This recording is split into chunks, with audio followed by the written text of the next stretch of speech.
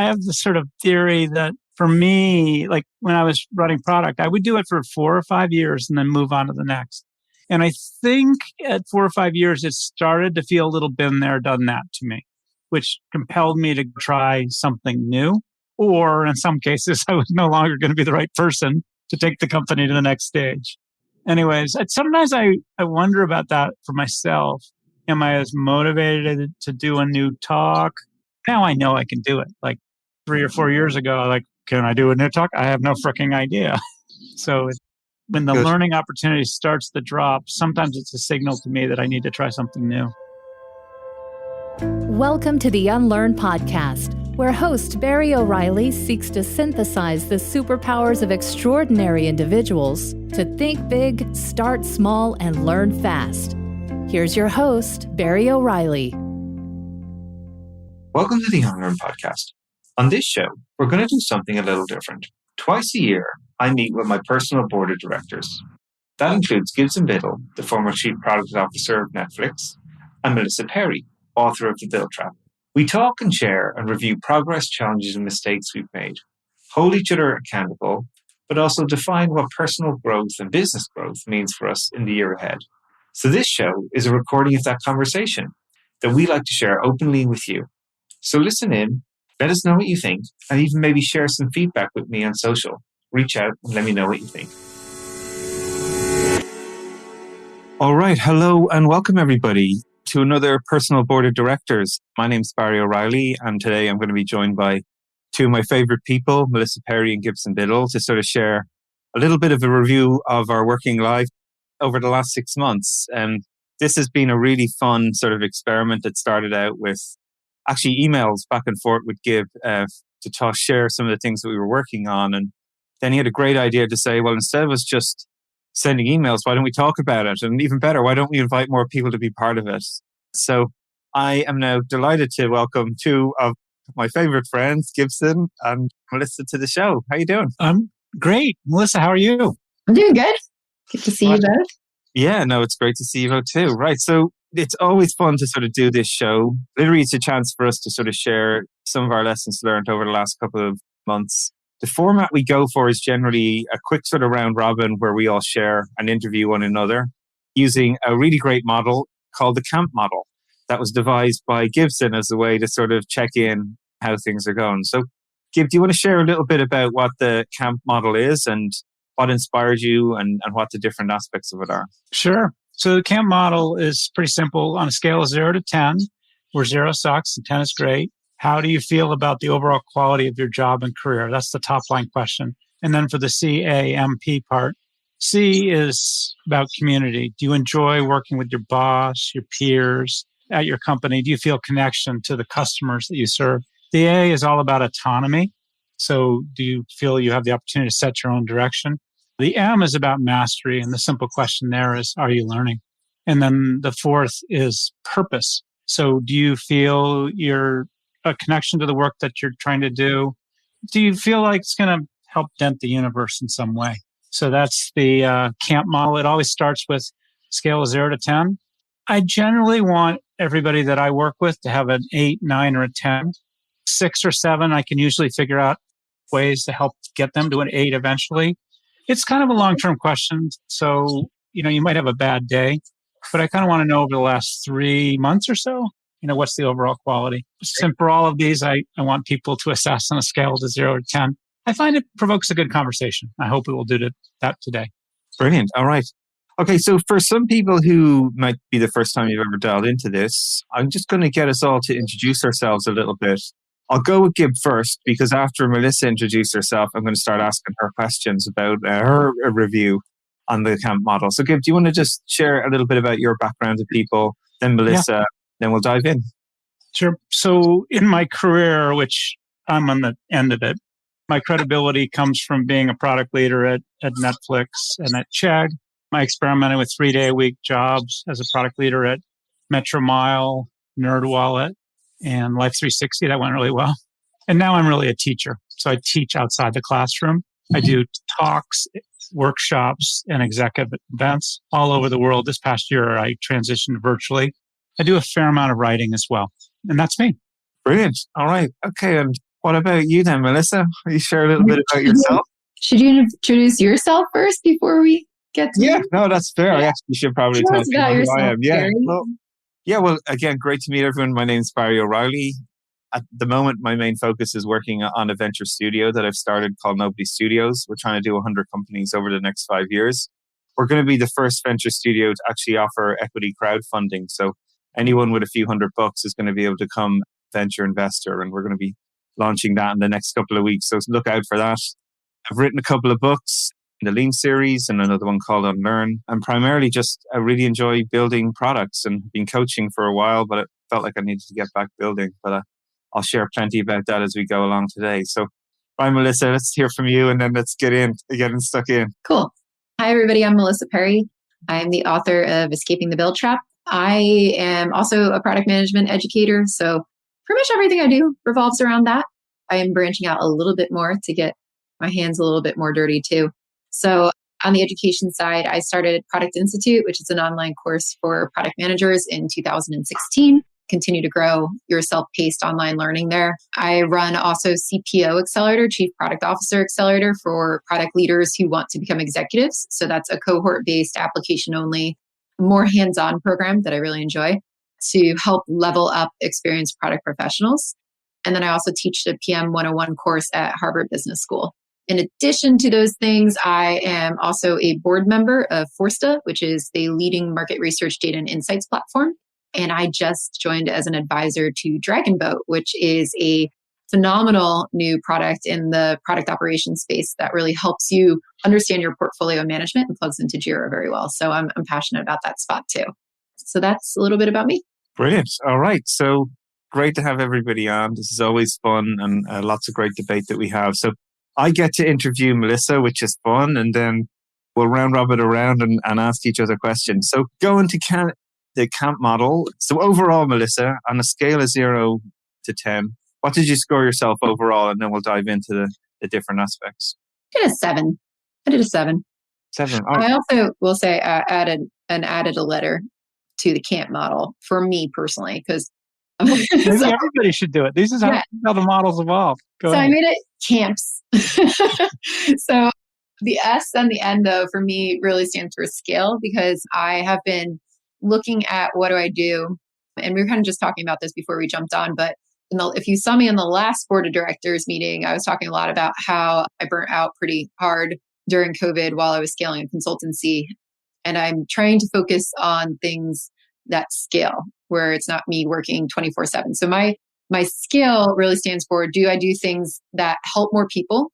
Do I do things that scale to help more people? So how can I take on bringing the stuff that I do to more people? And then I'm also looking at, like, am I working 24/7 or am I spending my time wisely and investing in things that can reach more people? So I'm trying not to overbook myself. That's been a big goal of mine personally for the last year.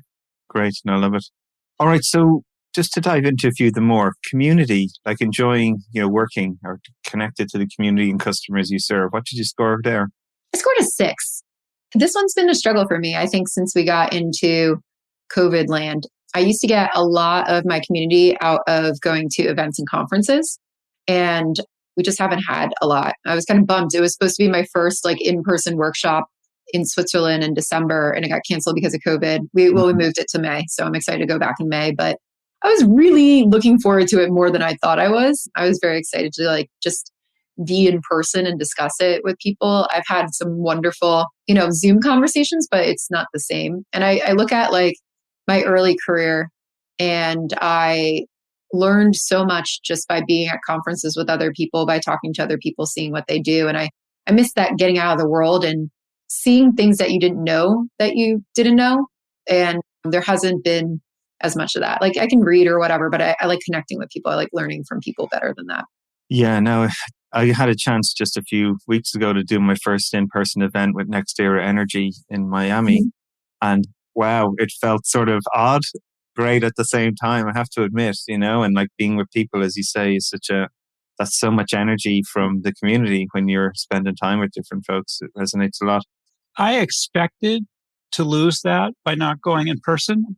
I'm scanning the list of comments. I mean, I see Twiapi from Paris, Duncan from BC, Mark Abraham. These are all people that I kind of established relationships online. So what are you not getting with virtual? Here's my theory. What you got with in person was the relationship with your peer group, all the other speakers. Is that it? Yeah, part of it.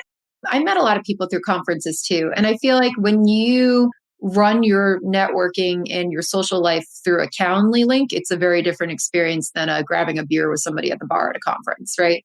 So that, and like I said, still talk to a bunch of people online, still like jump on the call, just like I think I called Barry. I was like having a bad day and Barry called me and we talked about it. Like I still get those types of moments, I think, from the people I know, but it's been like meeting new people too, right? Like I found that before COVID, every year I got to add more and more people to the group of people I got to learn from and know and follow. And I always use Twitter for that. So like I still use Twitter for that piece in that area. But there is something that I do miss about like just running into people at conferences. And I used to like run into these people I connected with on Twitter, never talk to them online, but talk to them for like hours a day on Twitter. And it was like we were best friends. Like, oh my God, it's you. You're real. Like I didn't realize we never met before. Like this is weird. Can I add one thing to that too as well, Miss? The thing that actually really struck me was focus. That's because Yep. It wasn't like the end of the show and the Zoom got unplugged and you just went dead, right? It was a gathering of a day on a very specific topic where I could see like what other people were thinking and saying and riff off. And it just felt very interesting. So I'd throw that one in as well. I'm also like, it's weird because like I love talking to people at conferences and stuff, but like I am the worst approach somebody out of the blue person. I don't do it. Like I won't just walk up to a stranger and start chatting with them. I'm not that type of person. So when you had conferences, it just felt like, okay, here's my place to like meet people. And I felt so comfortable like going up to people and meeting them. And I miss those types of social interactions where you just get around and like have something to start the conversation. So that's kind of what karaoke, I'm there. Right? Yeah, and karaoke. All right.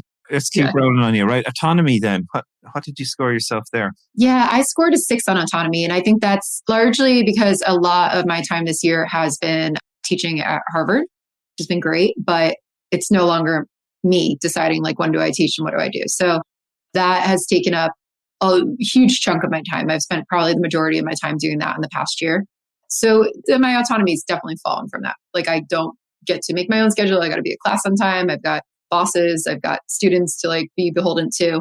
So yeah, that one slipped. And it used to be pretty high. Although I also fell into that habit that I was talking about, working 24/7 when I was doing everything with myself. And that was not good either. So that I'm trying to figure out how to balance a little bit. I decided not to teach this spring, and that definitely helps. So I used to teach all year round, and now I'm only teaching in the fall, which is great because the class that I used to teach in the spring just doesn't make sense anymore. So it's bringing me a little bit more time to do projects with my students. They're like all starting startups or working for other companies. I get to coach them. I enjoy that a lot, but it gives me a little bit more flexibility, a little more autonomy on other things. All right. So mastery and purpose. What jumps out on these ones for you? Yeah, mastery. What am I learning? That one's been a hard one. I think one thing that I've learned a lot, and one of my highlights of this year was I joined the board of Forsta, and I have really loved that. Gib was like surprised I loved it as much as I did. I was delighted that you loved it as much as you did. I do. I like that has been like a huge highlight of my year. I have so much enjoyed working with the Forsta team. Such interesting problems. And I think this is something that I was talking about before last year when I was talking about last April, I think when we talked or whatever, how I was shutting down the consultancy and it was hard to grow that. I didn't enjoy the people management aspects of it and the fact that you had to just keep scaling if you wanted to keep making more money. But what I missed from not consulting, and I haven't actually done any consulting this year whatsoever, which is interesting. It's the first time for a full year I haven't done any type of consulting. I missed going deep on like pure product problems, not like teaching product, but like give me your product strategy and let's jive on it. And I got to do that with the board role. I also got to bring in one of my really good friends as the chief product officer, and we both get to brainstorm stuff together. And I learned stuff from him and he learned stuff from me, and we just get to work on like really cool problems. And the team has been awesome. Like investors are awesome, team's awesome. I just like love that. I missed really like solving product problems, and that has been fantastic. So I feel like that's my way to solve my product problems and like keep interesting things. And I don't have to do that. I'm learning through consulting. I can do that through board roles, through advisory roles, like with Dragon Boat too. So I definitely want to do more of that. And I feel like I'm learning a lot about the different markets and the way that we scale companies and investing and stuff like that. And that has been very exciting. So on that side of mastery, that's great. I feel like it also keeps my skills fresh so I can figure out like how to teach it to other people later. But it's all the like application part of it. And then also through Harvard, I've been like learning how to teach better. I had to learn how to teach with the case method this year, my first time doing it. Do you want to explain a little bit what the case method is, just for God. folks who haven't heard that? So different than the way I used to teach. But what basically is like Gib came in and was one of our speakers because there was a case on him at Chegg. So we basically, Harvard writes cases about a scenario that happened at companies in the past, and they're all true. They're not made up. They're all about real companies. And the students go in and they read about the scenario. So it could be basically like, I think Gibbs was like, Chegg is about to acquire this company, should they? Right? That's the question. Like, here's the whole background. This is what the company's going to do. Here's what their product strategy is. Here's where Chegg is. And then we basically ask the class, what should they do? And then they debate it. So then they go back and they start getting into it. And then you hone it into topics that they need to learn about. So this one was like product strategy. What should we learn about? Like, what are the requisites for doing this? Acquisitions. What do we have to think about when we actually acquire a company versus build it ourselves versus all those different things? So they have like learning objectives there. But as a teacher, what happens is like the class has a discussion and they can take it anywhere. And you're going to have to be like pulling them back in a little bit, making sure that they take away the big takeaways, but letting them kind of go and figure it out for themselves and then surfacing the aha moments and then bringing it back to like what they should take away from it. Nice. So what happened, Gib? Did you buy the company in the end or what? I think you did. Yeah, we did. Yeah, it was Forsta, right? Yeah, you did. We actually bought like 6 companies in 6 months. Gibbs shocked everybody when he said that too. He was like, yeah, I mean, we bought it. We just bought like 6 other ones too. And they're like, what? And he was like, our CEO was just like, yep, let's just do it. Let's buy them all. And the point is the fastest way to experiment on different product vectors, buy a 5, 10, 30 person company. Anyway, it's a fun case. Interesting. It was yeah. long. Yeah, because I know, Gib, as well, when you teach, you often do choose your own adventure type style as well, I right? love cases. But, he did many the difference cases here, Melissa sort of brought it up. She has to fit into the Harvard stratus, right? Yeah. The way of life. I don't. So I actually taught for Stanford for 3 years. I know what that's like. And so you do lose your autonomy. And after 3 years, I stopped doing it. If you know me, I do tons of cases, but I don't have to write them up in advance. I do them on the fly. It's great fun. I love it. So anyways, I empathize with the loss of autonomy you had at Harvard. On the other hand, it's a huge credibility builder to say you're a Harvard HBS. Like I went in there knowing I was going to lose the autonomy, right? So it was like a deliberate choice. So it's just that, that's a 6, but that was a purposeful 6. Like I made it a 6. I manifested that. Yeah. It's kind of like sad to lose your autonomy after having it for so long. But at the same time, I get all the things that I never would have been exposed to, right? Had I not taken that job or not gone there. Yeah. So, it balanced itself out. And I feel like I learned more than I lost from the autonomy part. And I got more out of it. It was the worthy trade. And I think you have to do that. Like I think about this sometimes too. I'm like, how long do I want to work for myself versus like, do I ever go back in-house or do I build something myself? And those are things that kind of run through my mind as I think about what to do. And autonomy, I feel like it's probably going to go like this for me. So, Gibbs like, I'm at the end of my career and I'm like, I'm not quite there yet. So you are not. I'm probably going to have a little roller coaster of autonomy until the end. So whatever. You get cool swag from Harvard. I don't get any free swag from Harvard, David. I pay for all my swag. I wish I got better free swag. You don't feel appreciated. That's one of my challenges. Yeah. It's like, can I have a free parking space? No. Okay. No. All right. Well, to wrap up then, Melissa's section, you also added scale, right? Yeah. So what did you give yourself on a scale? So on the purpose one, I think that's pretty self-explanatory. Like gave myself a 9. I was like, everything I do right now, I want to do. I'm loving it. It's just more of like, how do I do more of the things that I love? And scale, I gave myself a 7 though, because one, Harvard obviously doesn't scale to everybody because I have a class that's just Harvard. So that's the one thing that doesn't scale. But Product Institute continues to scale really well. We service thousands and thousands of product managers every year. I never thought it would just keep doing what it's doing, but it does. So that has worked out very nicely. And every time we make new courses, they all are pretty well received. So my plan for this year is to spend more time thinking about like other skills that we need to develop and do stuff through that. CPO Accelerator, we are able to service about 60-ish people a year. So I feel like that's a pretty good scale. We do keep it locked down to 20 people. It's got a good cohort-based thing. The board work doesn't scale, but I enjoy it and I feel like it's impact. Maybe I need to make this like scale versus impact, like making sure that both of those are in line. And if I have to think about like how much of my time is spent on scale work versus like deep impact work that maybe doesn't scale, I feel pretty well balanced right now. So yeah, no, it sounds like you set up your portfolio really well. It's nice to hear. And I am writing the product ops book as well, which I'm excited about. So that will scale. And I've found that helps with scale, like writing videos, anything that gets like the word out more about what I want to talk about. Product thinking, the podcast was the other thing that I started this year. Love it. That was a big part about scale because I was getting so many individual questions about, hey, I've got this scenario at work. Can you tell me what to do through email?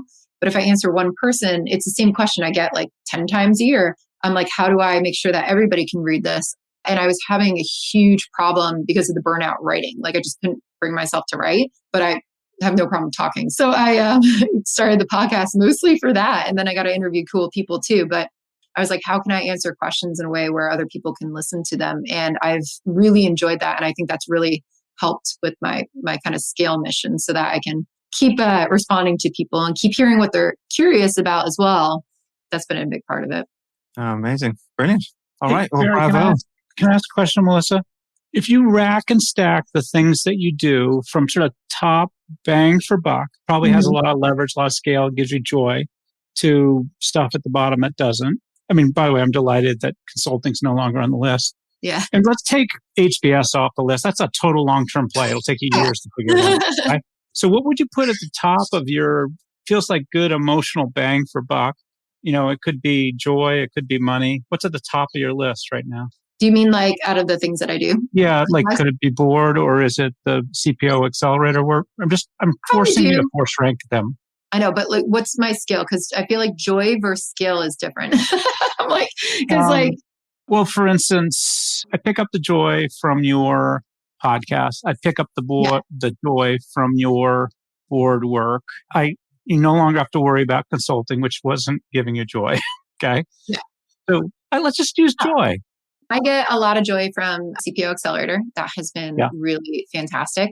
I've made so many new connections with VPs of product and we've had people go be CPOs. Like it's really cool. Like I had one woman who came to her first cohort. I've known her for a while.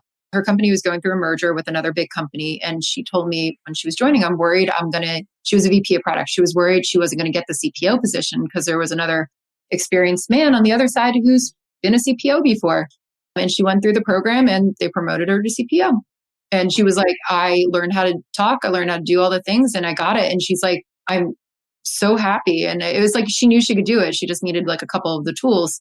And that's what makes me excited. Like I'm really passionate about like people becoming chief product officers and giving them an avenue for that. So that's given me a lot of joy. So a lot of people do apply though and like half-ass their applications and I immediately put them out. So if you were listening to the new one, I do not accept one word. I like it. Yeah. I had somebody who was like a GM VP of product of like a really big, well-known tech company. And he did that. And he was like, why didn't I get in? And I was like, you literally wrote one word answers for all of your questions. Like, I don't accept that. Cause like everybody who comes to CPO Accelerator, they put a lot of time in it. One guy in Australia who joined, he woke up at 3 o'clock in the morning every 2 weeks to join it because he found that much value in it. And I was like, whoa. It's amazing. It's such a community and they all talk to each other and they all help each other. And I enjoy that so much. So I'm loving that.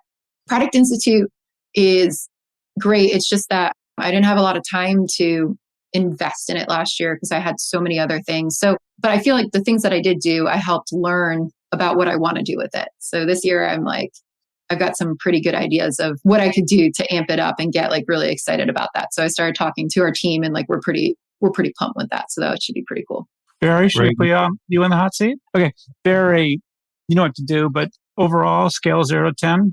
I gave myself an 8 this time around, which is good. You know, overall, it was a pretty tough year. You know, starting a venture studio. This is funny, Gabe, actually. Like one of the lessons I think you reminded me of a while ago was to get back building. And I wasn't doing that. And I really missed that. But also like building equity in something for the long term. And it was sort of got me thinking about those things is like, how could I harness my skills in a way where I can contribute to something bigger than myself and actually build something that has longevity, that has a life of its own, that can grow and scale, to Melissa's point, actually on itself. And the funny thing is that sort of like came together, I suppose, in this concept of doing a venture studio, right? Which is the idea that you incubate and build early stage companies. You raise your own capital, you build the teams, you have your own ideas, and you go after and try and de-risk early stage businesses. So it's actually been a perfect sort of nexus for me of bringing building, coaching, advising, building teams. That was super fun. Stuff that was much newer to me was going out and like raising money, literally knocking on doors and talking to people about investing in an early stage company that you're trying to build. That was pretty fun and uncomfortable. So yeah, we're 1 year in, we're still alive. That's success for a startup, is it? If you're still alive. And just this year trying to like do the equity crowdfunding, which I'm really excited about. If we'll be the first people to ever do that, which I'm very excited about, and see where we can go from there.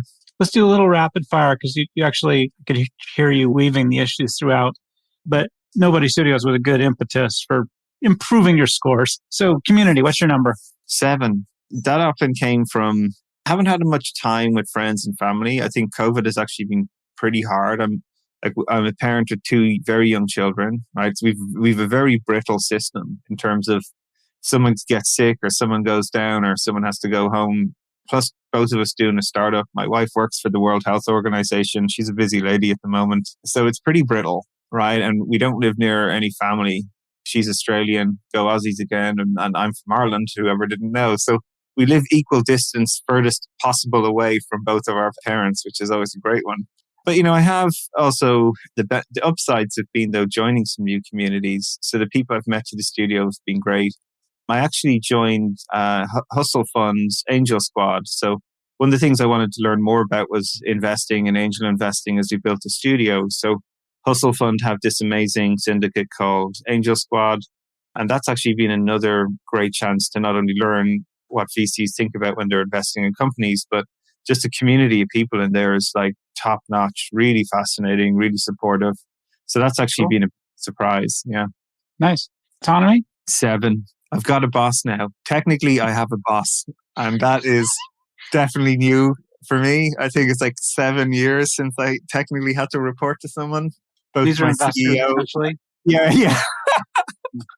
So as Melissa said, it's getting used to having a boss again was a bumpy first few months. That was kind of fun. Yeah, I'm getting there. I'll give myself 7. Got it. Mastery, it sounds like you've been learning a lot. And like, again, a lot of that's the encouragement both of you gave me last time. Like it is new skills. I'm outside my comfort zone. I'm doing things I haven't done in a while. I'm like walking the talk in many ways, right? And making many mistakes and learning along the way. So it's been good. I feel 8. I could even ramp that up to 9 or 10 maybe next time. We'll see. That's awesome. Okay. And then purpose. Is 9. It's really 9. I feel like I was starting to fall asleep at the wheel with consulting. I was getting into, my wife would joke that she could anticipate my answers to questions that clients would ask me. Like she'd be in the other room going, oh, I know your answer to this. This is the squeaky arm problem. And, and like I said, I was missing building and getting back practicing a lot of this stuff. So yeah, it's good to be back. I'm really, really enjoying it. It's hard work. I'm tired all the time. But like I jump out of bed in the morning and go, right, let's get into it, let's get this done. And that's kind of worth it all, I think. I'm alive again. Even my wife says I'm alive again, so that's good. That's great. I know the thing that you want help with, which is providing yourself with discipline to take more than 5 days off in a year. Melissa, can you go first on that? What would you say to Barry? Because I'm so freaking far out on this scale. I know. You have like skiing goals that I think helps when you're on a chairlift. Can't really take that many calls. So that's one way to do it. How would you encourage Barry to be more disciplined? And he wants 2 things. He wants time to reflect and a little bit of free time so he doesn't burn out. I got really disciplined with my calendar. And what I did last year, especially when I was feeling like massive burnout and not doing well, like I didn't want to talk to anybody. I was just like, especially when you get to that point, you're like, how do I do this? So I just started taking my calendar. First of all, I use Calendly for everything. I used to have an assistant and I just found that she couldn't run my calendar the way that I can run my calendar. So I use Calendly, and then I just literally block out time. Like I take my Fridays and I'm like, nope, nobody talk to me on Friday. And I will make it like an intentful day where I'm like, now I'm like, book writing happens on Friday. So I'm like, okay, I'll meet with Denise and we'll talk about the book, but that's it. I don't do any other things unless it's like friends on Friday, like something I'm going to get joy out of. And then whenever I do vacations and stuff, I have been just blocking out my calendar in advance, be like, thou shalt not touch. And I found that going places where you don't get to be on your phone all the time and have really bad Wi-Fi works as well. So like I've tried that. But yeah, I think it's like, make sure that like for me, at least having like 1 or 2 days blocked out on a rotational period, I got to decide what I use those days for. Sometimes I was like, I want to work. I'm fine. I feel okay.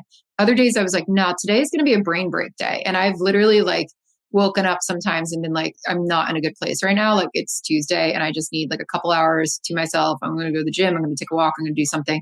I'm like Tuesday, every day I block out until at least 10 or 10:30. Like I will not be online until 10 or 10:30. It's because I go to the gym, I have coffee.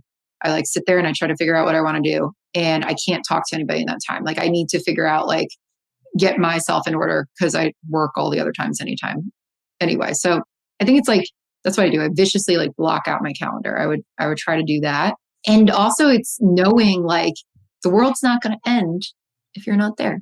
But I had that problem with consulting where like I did try to take vacations and everybody called me on the vacation and they were like, and ultimately that's what made me burn out. And that's also what made me stop consulting is like, I go to my friend's wedding and I was getting calls that things could not be handled. And I had to step in and I was like, I thought I trained everybody on this stuff. Like, why can't it run without me just a little bit? And I had to redesign a lot of what I did to do that. Yeah, no, it's fascinating. Bill Gates famously did the reading week or 2 weeks. Yeah. I mean, you could try something like that. My tactic is I have personal goals outside of business and career. Melissa referred to it and start taking this over the top. I tend to ski my age in days each year. So this year I'll turn 60. And so I'll ski 60 days. That forces me to carve out a lot of time. Now, I'm not suggesting you go as extreme as I. Can I ask you though, what I'd love to ask you though is like when you were chief product officer at Netflix or Clegg and like it's all hands to the pump and, you know, you've got reeds breathing down your neck and, you know, how did you manage that? You know, because Totally that's the grind. So the grind for us, so we're a 2-career household. My wife now works 16 hours a day. She's in biotech. And as you get older, you have more impact. She's in the immune therapy area for Bristol Myers Squibb. So, and she's a leader. Anyways, at your stage, when I had 2 and 4-year-old kids, we did invest in a nanny who continues to be part of our household in Burlingame. That was for us, it was like making an investment in college or, you know, Kristen to become a doctor or me to go to B school. The next thing we invested in was a nanny, and that was a great call. But we often didn't have a choice. I would have conversations with my wife, I'd say every 2 to 5 years, sort of, hey, I think there's this huge opportunity in front of us for me, and we're going to run at it. And I would get her buy-in for sort of sticking my head down for the next year or so. So, you know, sometimes hard work is really required. I always felt like it was healthy to take a week off per quarter. So I always did that. I always encouraged everybody who worked for me to take a week off per quarter. So there's some discipline there. So 2 things were the nanny was amazingly helpful to us. And then the second thing was 1 week off per quarter, no matter what. If my wife cancels a vacation, I'll kill her, right? I mean, they're just immutable. You can't not do the thing you planned. So those are my 2 ideas relating back to when I had 2 and 4-year-old kids. Yeah, it's great to hear you both. Like what I hear you both saying is boundaries again and again, right? And Big time. I think that's sort of, it's easy to choose the, oh no, I've got to be there or I've got to answer to that. Like that's actually the easy choice I find, you know, and yeah, it's great feedback from you. So yeah, no, thank you. And I'd say like one of the big things, like in the same system of blocking off your days on Calendly, plan a vacation so you got something to look forward to. Put it on the calendar like early and just be like, I'm taking off this week. This week worked for good. Right. And when you get there, like you decide, just keep it, like book somewhere to go so you can't cancel. Because then you're like, oh, I gotta go. I already booked it. I've got tickets. I got things, right? Like, and that's probably going to help you remember to do that.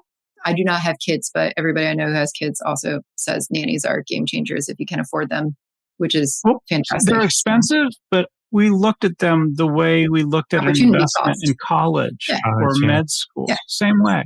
It's like it's an opportunity cost thing too, where it's like if this is an investment in our stuff. But I thought of one other thing, which is all these numbers and rating systems. I think they're more a function of, like I think I grade easier than you guys do. Okay. Yeah. So sometimes you just have to give yourself a break, right? Yeah. Like I cannot do it all. The number of times in a day where I say to myself, I cannot do it all, it's probably 5 or 10 times. So just give yourself a little bit of break, a little bit of license. Yeah, no, fair enough. Gib's turn. Yeah, Gib. Okay. Barry, I know what to do, but I'm going to let you loosely guide me. I get to dodge this one. I think Melissa gets to ask the tough questions this time. Oh, that's right. Melissa. Yeah. All right. My turn. Go get him, Melissa. Get him. Okay. So overall, you give yourself a 9. How you feeling? I did give myself a 9. That's correct. What do you rank that on? So I think I pivoted from in-person to virtually exceptionally well, exceptionally quickly. And there were 2 big changes in my life this year. The first, we did buy a house in Bend. It was sort of 5 years ahead of schedule. Bend's in the middle of Oregon. It's mountain town, skiing, backpacking, etc. But my wife decided we should do it because she could now work more remotely. And so that I had to do a job, which is buy a house, furnish a house, and I'm renovating a house in Burlingame, California. The other thing is I started to have problems with my voice.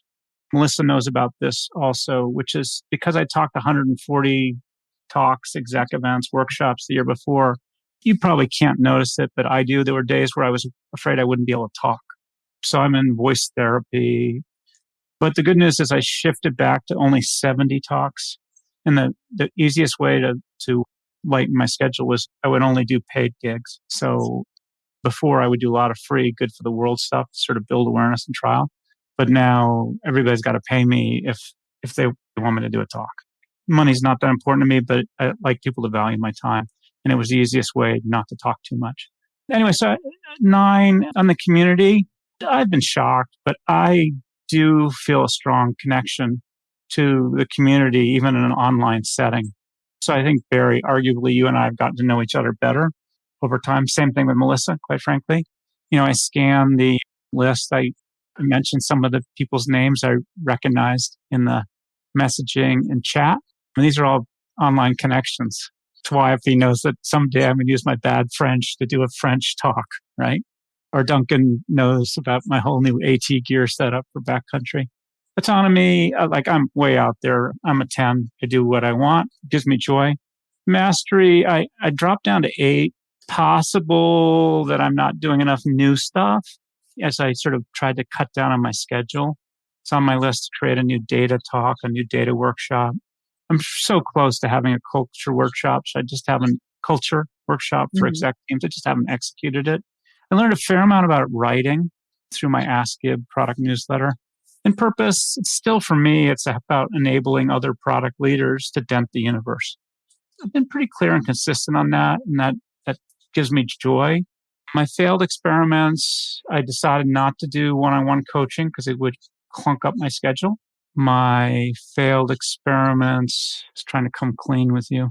This is sort of a joke now between Melissa and Perri and I, but I've gone through another year without turning my product strategy series on Medium into a book. I did write a lot. So I'm going to add laugh to that. Come on. I know. We'll come back to that. I did figure out how to get email addresses through my Ask Gib product newsletter. When I write, I got 1,000 a month. And when I don't, I might get 200. Actually, this summer, I felt guilt-ridden that I wasn't doing an essay a week. That's when the voice came out and said, give yourself a break. You don't have to write an essay a week. So I took 3 or 4 months off. The world does not end, right? So that was me sort of managing myself. Oh, the other joke is I've gone another year without improving my baby website, which is gibsonbiddle.com. It's not highly credible. Barry and Melissa and I chatted just before we opened this up to the public, but I said, you know what? In terms of what I do, making my baby website better is like an 8. Okay. Writing a book is like an 8. I'd do a website over a book comments. every day. Come on. Okay.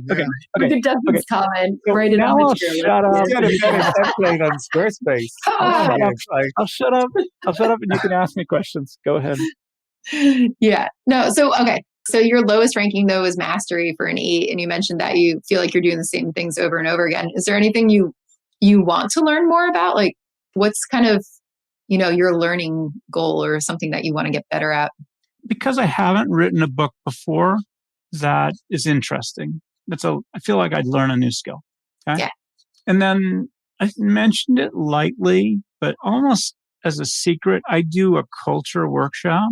And I've done it like for 30 or 40 startups through different VCs. And I really like it because it gives me access to the CEO and the exec team. And I don't want to be a consultant because that sucks up my time too. But I have a suspicion that I can really help impact, the growth of companies with something like a culture workshop. So that's just a new experience for me. I guess I've learned this. I'm motivated by creative challenge. So doing a new culture workshop, writing a book, doing a new data talk or a new data workshop. Remember, I'm the frickin' English major. I took a statistics course in B school. Like doing a meaningful data talk or data workshop would be a big challenge for me. I think I can do it. I think you can do it too. So it's like basically creating new stuff is what I'm hearing. Like you're like, I did the product strategy thing. I already put that on Teachable. I got that going on. But what's my next topic that I want to explore? Maybe it's something slightly different. Yeah. And my guess is that culture won't be as big a sort of business or opportunity for me. Product's big, right? There's product leaders at early, late stage that need and want a lot of help. Mm-hmm. Culture is sort of touchy-feely, amorphous. I think it's hugely impactful, but that's not the natural thought of most CEOs or exec teams. So there's a little bit of evangelizing I have to do in advance. And that's what writing's about. I know how to define a world-class culture. I know what my medium series would be on it. I've outlined it. I haven't sat down and given it the 2 to 3 hours a day over the course of a month to do that. Yeah, that makes sense. The thing I like to challenge Gib a little bit onto as well is like, last time we met, these were on your list last time. That's why we're winding you up, right? Fix the website, write the book, right? And we've even got David Bland saying, do the website. It's easier than the book, right? So I've asked people online to actually help build you a website as well. So maybe you'll get a few engineers in your inbox in a few minutes. You can outsource that, Gib. You don't have to do the website yourself. Like there is a lot of people out there who will build you a beautiful website. These are things you just... Okay, let me reveal 2 things. I think I like being a little quirky, a little unpolished. Okay. So that's part of the resistance. And if I fight back, I'm very good at not taking on too much. Right. That's good. That's true. You were very disciplined. Yeah. But honestly, I think the book thing, because I'm going to turn 60 this year, now I'm almost getting into legacy territory. Right. Yeah. This is the fun part. Yeah. And actually, the thing I love about the Medium series is it's live. People don't know it, but I'm updating it all the time. And I get comments and I got like 600 survey monkey. Like you don't get that from a book. That's true. So in part, my procrastination is making it better. I found that I got done writing my book, and I'm not sure what Barry's experience was with this. And I could have just done an online course because it's a lot more money. But like, I already had the online course before I wrote the book. I'm happy I did it. I'm writing another one for a reason. It took me this long, 3 years? This will be the 4th year since I wrote that book. To actually want to do it again. But now I'm now it's like once you do it once, you're like, okay, I have the pattern. I know the formula. I know exactly what to do. And I feel like 90% of writing your first book is figuring out how to actually do it.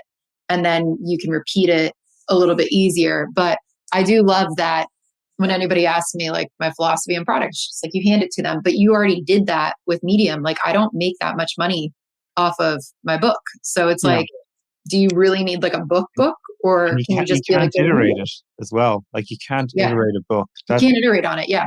It's the biggest waterfall project ever. Yeah. Yeah. So anyways, I'm coming back to, I guess I'm pretty good at giving my self-license not to do it all.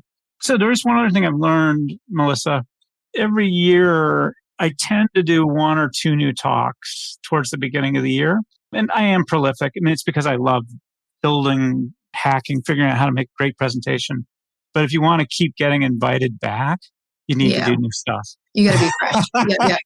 Yeah, I understand. Guys, we've got some great questions here, right? So I want to make a little bit of time for that at the end, right? So in the guise of the culture one, how do you teach culture? That's an interesting question, I think, especially for both of you. Do you want to have a shot at that one first? Definitely I want to go first. Yeah, I also don't know.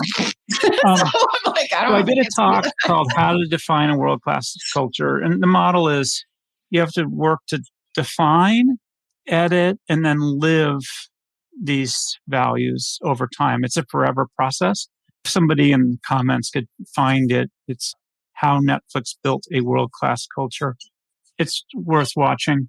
It is a long-term investment. There's two excellent role models. One, of course, is Netflix, and the other one is Amazon's leadership principles. Read both, and you'll get a sense of, frankly, how hard it is. And the thing I'm fighting are the kind of watered-down phrases that get put on a piece of paper. They get sealed, and they're near the water cooler, and they're kind of vanilla. And you'll notice that neither Amazon nor Netflix are that. But my short answer is spend an hour watching that one talk. What is culture? It is the skills and behaviors you expect of all of your employees. And frankly, the CEO has to be very invested in it because they are the role model. And then the exec team over time becomes the role model for this behavior as well. I'll say Gib also talked about this on our podcast episode together on the Product Thinking podcast. If you are interested in listening, a little plug. Yeah. All of this resonates though at the studio because we're building this at the moment, right? Like role modeling, what you say. Yeah, it's hard. There's no two ways about it, but it's a really good one. Here's a question from Linda. Does too much autonomy hold you back from taking a crack at new goals, especially if it's unfamiliar, scary, or different? Right, Melissa, you're nodding. Have a go at that one. I think it does. Like I had to give up autonomy to learn new things, but that doesn't mean you can't get it back. Like I said, I think about my my career as it's probably going to be like autonomy, less autonomy, and then more autonomy as you go. And Margaret said life begins at 60. I hope not, because got a little ways to go then.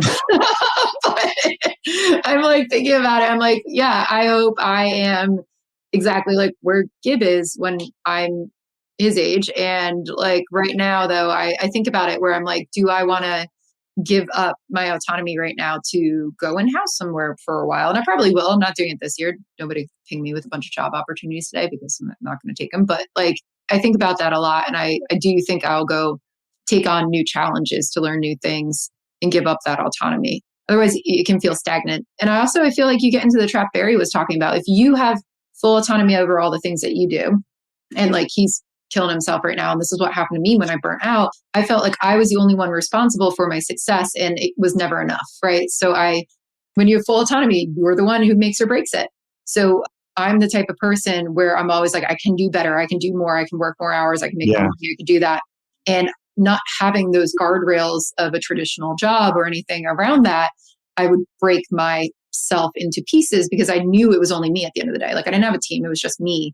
And that is what also burnt me out. So I feel like life is made up of ebbs and flows in everything. And for me, autonomy is probably one of those things that I would trade up to a certain point. Like there's definitely some non-negotiables in what's required of me and my time in what I would do in the future. But like I would trade some of that to learn new skills for sure. Yeah, wicked. All right. Etienne has a good one, sort of ties in again. How do you decide when to stop? It's really hard. That's like how I burn out. Yeah. No, well, maybe I'll have a go at this one first too as well, because that's sort of what I feel like I'm living a bit as well. You wake up, you get people out the door, start your day, do your day, pick them up dinners, put them to sleep, then do the email at night. It's almost like you talk day shift, night shift type stuff, right? And wait, is the question, I'm wondering if the question is like a year ago, I was thinking about stopping my teachable self-paced product strategy course. Yeah. And I gave it the patience of another year. Do you know how much time you have to give the question? Yeah, well, Etienne, if you want to clarify, we'll do that. But I'll happily answer how to know when to stop as well, right? Because I think it's really hard. It is, yeah. Like, I stopped consulting, and it took me a very long time to figure that one out because that is how I made my money for a long time. So being like, oh, you're going to give up like the way you make money and try something new. Like that was nerve wracking as hell when I decided to full on stop. And it took me a long time to do it, but I woke up every single day, like Barry was talking about, where he's waking up energized. I woke up every day not energized. There was a period where I took 147 flights a year. I cried on the way to the airport. I will admit this. I'd be in the back of the Uber, like crying on the way to the airport because I was like, I don't want to get on another plane again. And I was really bad at setting boundaries and limits for myself. And I looked at it and I said, maybe one day I'll go back into consulting, but never the way that I did it before. But I said, I can't do it right now. This is not what I need. And there's other ways that I can actually like achieve my purpose. And I should try those. So it's like a weird, it's like, when is it time to start something new? So for me, like that was the time to start something new. Like what should I be doing? I went to Harvard instead. I learned a bunch of new stuff. It was really great.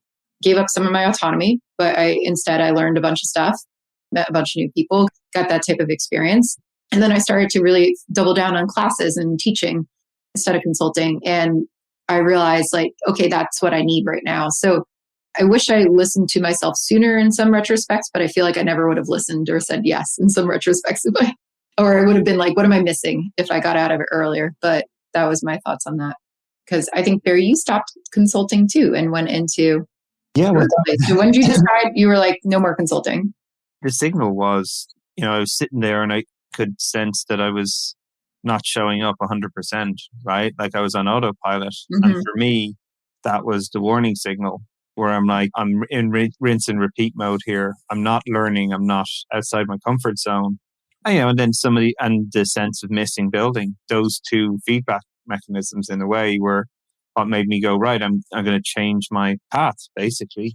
It's been great. It's like I say, it's hard, but I'm alive. Saying no to consulting work is, again, a thing I transitioned. I didn't just like cut off my arm on the day and said, I'm never taking another phone call again.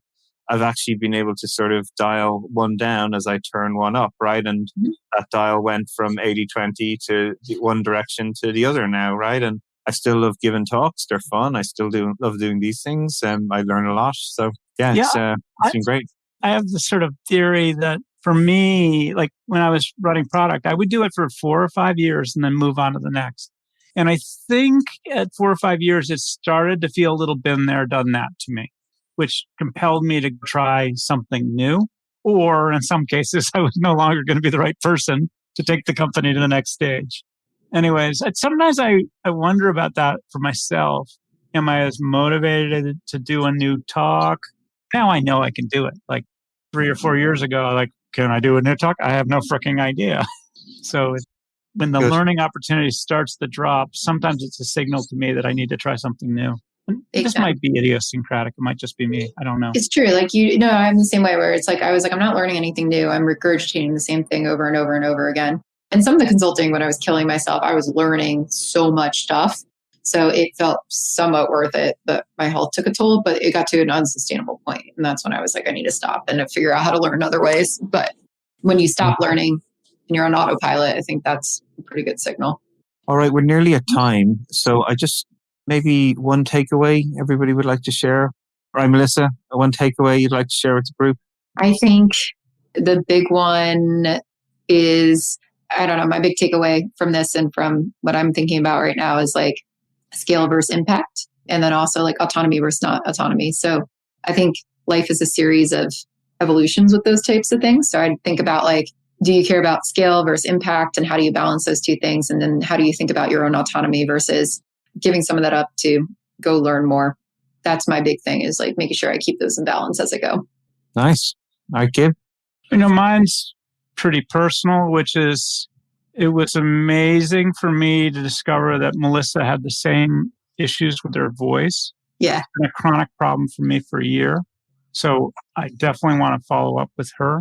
The second is, I listened to you, Barry, and you gave me credit for some thought or feedback that I might have given you 6 months or 12 months ago. Yeah. And I was kind of chuckling. It's like, I probably didn't. This is the kind of forum that just helps you to discipline your thinking and to really to listen to yourself. And that's why I like these personal board of directors meetings. Yeah. Yeah, no, they're great. Like, they've been massively helpful for me, and both yourself and Melissa, again, massively helpful having these conversations. Yeah, I think maybe for myself, I'm just excited to see where we go with this venture studio. So, if you're a budding product manager, designer, or engineer, and you want to come and build some amazing companies from the ground up, go check out nobodystudios.com and maybe join us for our crowdfunding in a couple of weeks' time too as well. It'll be awesome. Hey everyone. I hope you enjoyed that show, but I'm even more delighted to share the exciting news. I've recently co-founded a new venture studio named Nobody Studios. Now, Venture Studio is a vehicle for the rapid creation of new companies, from ideation to acceleration and growth. And our purpose at Nobody Studios will be to de-risk pre-seed stage business ideas. We'll do this by minimizing the time, speed, and capital involved in validating truly repeatable and scalable business models before any significant venture investment. We've an audacious goal to start 100 compelling companies over the next 5 years, and who knows how many beyond that. So if you're interested in radically changing the way work is done, how products are created, companies built and funded, even democratizing the wealth creation and how returns are distributed, this could be the business for you. We're looking for talent, capital, and influence. If you wish to contribute any or all of these, just get in touch. You can follow us on nobodystudios.com, on our LinkedIn page, all the social media accounts, or simply my newsletters and what I'm sharing. We'll be launching a truly innovative crowdfunding campaign, and I'd be honored if you'd be willing to join us